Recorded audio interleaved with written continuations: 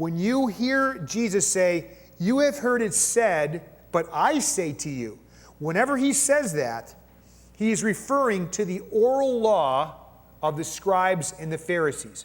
That is to say that the rabbis, these scribes and Pharisees, would begin to comment about how to apply the law, how to reapply the law, because remember, the law was given in a cultural setting that was way before the time that they were in now. So the question is, how do we reapply the law in our current setting? So they used to debate about how to actually be obedient to Torah in the new context.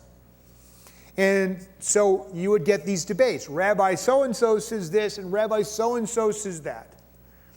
One of the great debates, of course, was working on the Sabbath. And one of the great ones I love is this incredible debate that they had over tying knots. So the great question for the Pharisees was, at what point in tying a knot are you actually working on the Sabbath?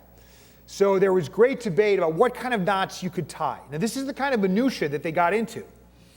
So here's what they determined. If it took you 2 hands to tie the knot, you were working on the Sabbath. Can't do that. So they had to develop, if you could develop a knot, you could only use 1 hand to tie. That was considered not working on the Sabbath.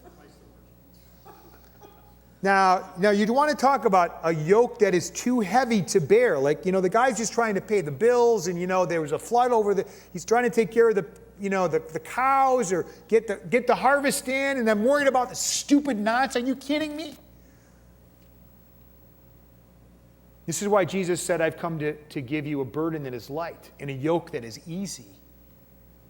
But the Pharisees believed in the oral law. So Jesus, which set of laws do you think he was obeying? The Torah or the way the rabbis interpreted the Torah? You know the answer. He was obeying the Torah as it was originally given. He understood he could exegete the context of the Torah, and the oral law of the scribes and the Pharisees he completely rejected. And this is precisely what got Jesus killed. This is why the Pharisees wanted to dog him and kill him early on in his ministry, because for them, breaking the oral law was breaking the law of Moses. They came to say that not only did God give Torah on Mount Sinai, but God also gave the oral law on Mount Sinai. So for them to disobey the oral law was to disobey Torah itself.